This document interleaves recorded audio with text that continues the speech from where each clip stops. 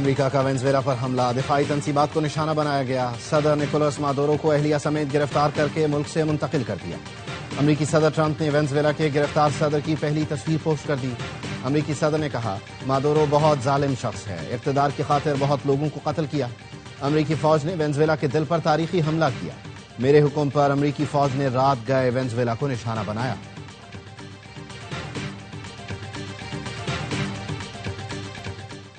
نائب وزیر اعظم کے عالمی رہنماؤں سے رابطے، اسحاق ڈار کا یو اے ای کے وزیر خارجہ شیخ عبداللہ بن زائد کو ٹیلی فون، خطے کی موجودہ صورتحال پر تبادلہ خیال، مثبت پیش رفت اور اطمینان کا اظہار۔ کہا، مکالموں اور سفارتکاری کے نتیجے میں زمینی حقائق میں بہتری آئی۔ اسحاق ڈار کا ترک ہم منصب سے بھی ٹیلی فونک رابطہ، خطے میں مسائل کے حل کے لیے فریقین کی کوششوں کو سراہا۔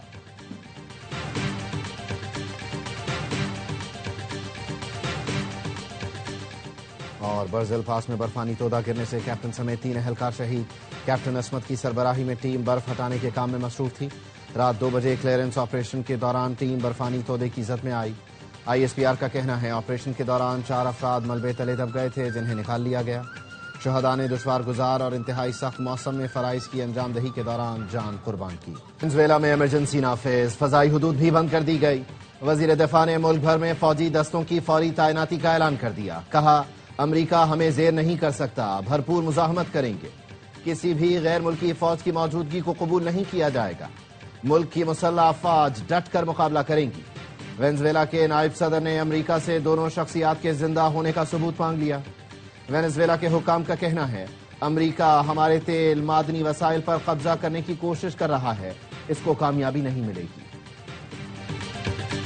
روس، ایران، کیوبا، کولمبیا، میکسیکو کی وینزویلا پر حملے کی مذمت۔ کیوبا کے صدر نے کہا، یہ پورے لاطینی امریکہ پر حملہ ہے۔ بین الاقوامی برادری وینزویلا پر مجرمانہ حملے کا نوٹس دے۔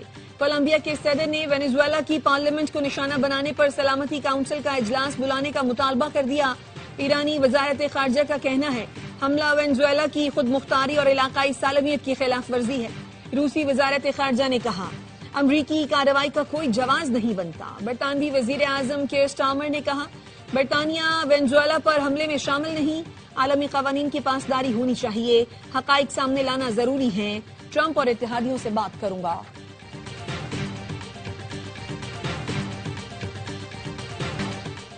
پاک فضائیہ کا جدید ترین تیمور ویپن سسٹم کا کامیاب تجربہ۔ Taimur air launch cruise missile زمینی اور سمندری اہداف کو 600 کلومیٹر تک نشانہ بنا سکتا ہے۔ آئی ایس پی آر کے مطابق روایتی وار ہیڈ اور جدید نیویگیشن اور گائیڈنس سسٹم سے لیس تیمور میزائل کم بلندی پر پرواز کرتا ہے۔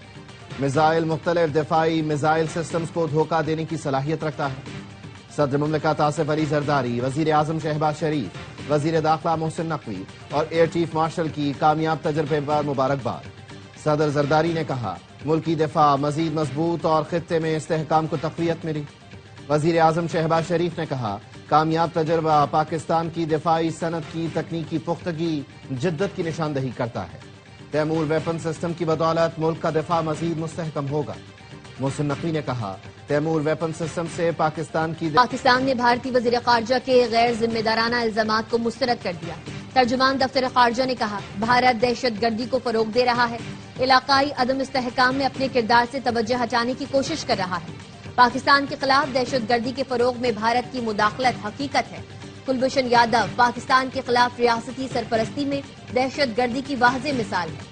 سنتاس معاہدہ نیک نیتی سے بھاری قیمت ادا کر کے طے پایا تھا۔ اس کی یک طرفہ خلاف ورزی سے علاقائی استحکام کو نقصان پہنچے گا۔ پاکستان معاہدے کے تحت جائز حقوق کے تحفظ کے لیے اقدامات کرے گا۔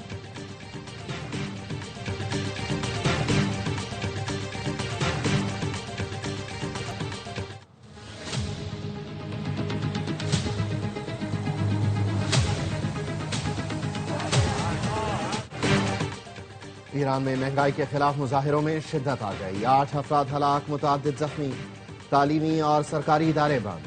اقوام متحدہ کا ہلاکتوں پر اظہار تشویش، مظاہرین کے خلاف طاقت کے استعمال سے گریز کا مشورہ۔ ایران کے سپریم لیڈر کا کہنا ہے، حکومت مظاہرین سے بات چیت کے لیے تیار ہے، سازشی عناصر کو سزا دی جائے گی، امریکی دباؤ کے آگے کبھی نہیں جھکیں گے۔ وزیر خارجہ عباس عراقچی نے صدر ٹرمپ کا بیان غیر ذمہ دارانہ اور خطرناک قرار دیا۔ کہا، خود مختاری کی خلاف ورزی پر مسلح افواج کو معلوم ہے کہ کہاں نشانہ بنانا ہے۔ گزشتہ روز صدر ٹرمپ نے کہا تھا اگر مظاہرین کو قتل کیا گیا تو امریکہ مدد کو آئے گا۔ سابق امریکی وزیر خارجہ مائک پومپیو نے مظاہرین میں موساد کے ایجنٹوں کی موجودگی کا اعتراف کر لیا۔ پومپیو نے ایکس پر لکھا، ایرانی مظاہرین اور ان کے ساتھ چلنے والے موساد ایجنٹس کو نیا سال مبارک۔ ایرانی حکومت کے 47 برس اور ٹرمپ امریکہ کے 47ویں صدر، کیا یہ محض اتفاق ہے؟ سرکار کی پھر کرکٹ میں مداخلت، آئی پی ایل میں منتخب ہونے والے بنگلہ دیشی فاسٹ بالر مستفیض الرحمان کو لیگ سے باہر کر دیا۔ بی جے پی رہنما نے مستفیض کو ایئرپورٹ سے باہر نہ نکلنے دینے کی دھمکی دی تھی۔ مستفیض کو منتخب کرنے پر شاہ رخ خان بھارت میں غدار قرار۔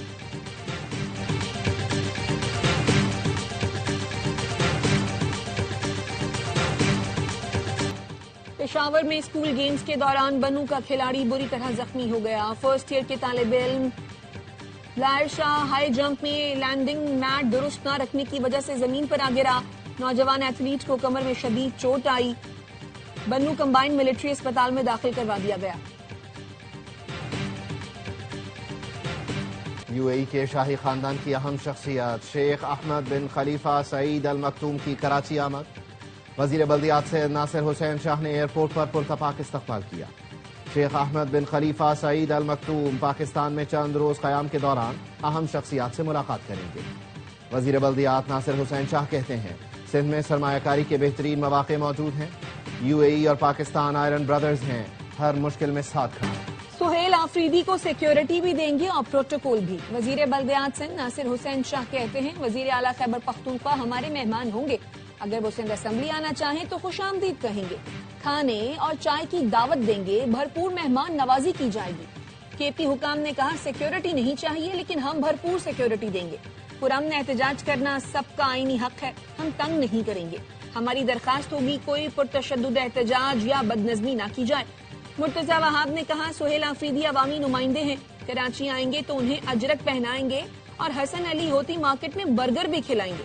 اسلام آباد کے ڈسٹرکٹ اینڈ سیشن کورٹ نے وزیر اعلیٰ خیبر پختونخوا سہیل آفریدی کے ناقابل ضمانت وارنٹ گرفتاری جاری کر دیے، گرفتار کر کے پیش کرنے کا حکم دیا۔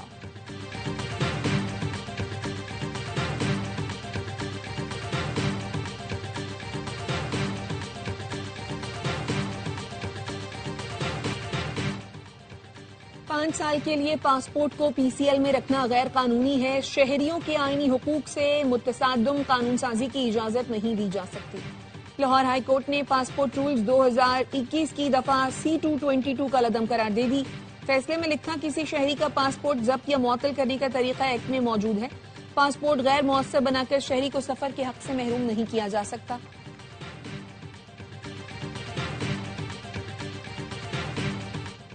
نیشنل ڈائیلاگ کمیٹی کا سیاستدانوں، وکلاء اور دانشوروں کا اجلاس بلانے کا فیصلہ۔ رواں ہفتے اسلام آباد میں ہونے والے اجلاس کے لیے فواد چودھری، عمران اسماعیل اور محمود مولوی نے رابطے شروع کر دیے۔ فواد چودھری کہتے ہیں کانفرنس کا مقصد سیاسی ایشوز پر قومی جماعتوں میں ہم آہنگی پیدا کرنا ہے۔ ہم نے ذاتی مفادات پس پشت ڈال کر قومی فریضے کو ترجیح بنایا ہے۔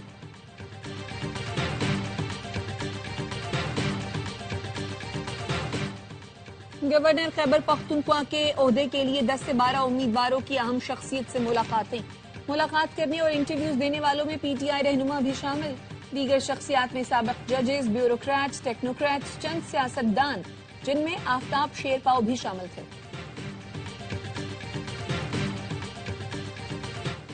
پنجاب میں امراض قلب کے لیے انٹرا ویسکولر سرجری کی جدید ترین تکنیک متعارف کرانے کا فیصلہ۔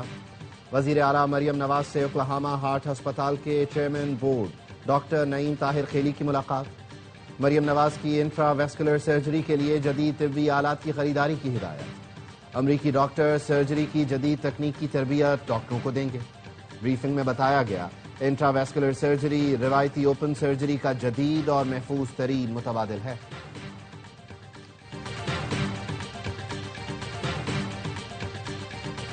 کوئٹہ کی سڑکوں پر گلابی بسیں چلنے لگیں۔ خواتین کے لیے پنک بس سروس کا آغاز۔ شہر میں چلنے والی 21 بسوں میں سے 5 خواتین کے لیے مختص کر دی گئیں۔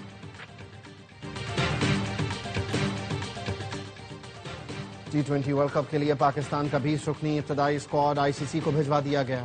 بابر اعظم، شاہین آفریدی اور حارث رؤوف شامل۔ عثمان خان بطور کیپر پہلا انتخاب. محمد رضوان، سفیان مقیم، عباس آفریدی اور حسن نواز ابتدائی اسکواڈ کا حصہ نہیں. 20 میں سے 15 حتمی کھلاڑیوں کا انتخاب ہیڈ کوچ مائک ہیسن کریں گے. دورہ سری لنکا کے بعد ورلڈ کپ اور آسٹریلیا کے لیے اسکواڈ فائنل کیا جائے گا. T20 ورلڈ کپ 7 فروری سے بھارت اور سری لنکا میں شیڈیول ہے.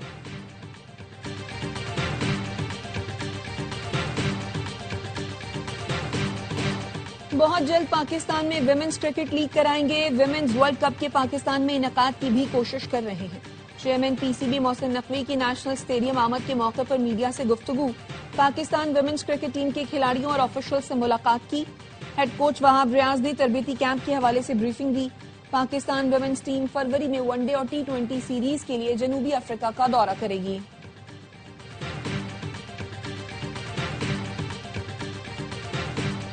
ملک کے بالائی علاقوں میں برفیلے مناظر، غضب کی ٹھنڈ. کالام میں درجہ حرارت -4، مالم جبہ میں -2 ڈگری ریکارڈ کیا گیا. خون جما دینے والی سردی میں سیاحوں کا ہلہ گلہ جاری.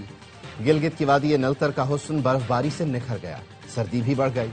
چترال میں ہر سو سفیدی چھا گئی. ٹھنڈے ٹھار موسم میں بڑوں کے ساتھ بچوں کے بھی مزے آ گئے. بلوچستان بھی یخبستہ ہواؤں کی لپیٹ میں. قلات کا درجہ حرارت -6، کوئٹہ کا -3 تک جا پہنچا. مری میں برف باری میں منچلوں کے خطرناک کرتب کی ویڈیو وائرل. مری ایکسپریس وے پر ڈرفٹنگ نیو ایئر نائٹ پر کی گئی. موٹر وے پولیس کو ملزمان کی تلاش.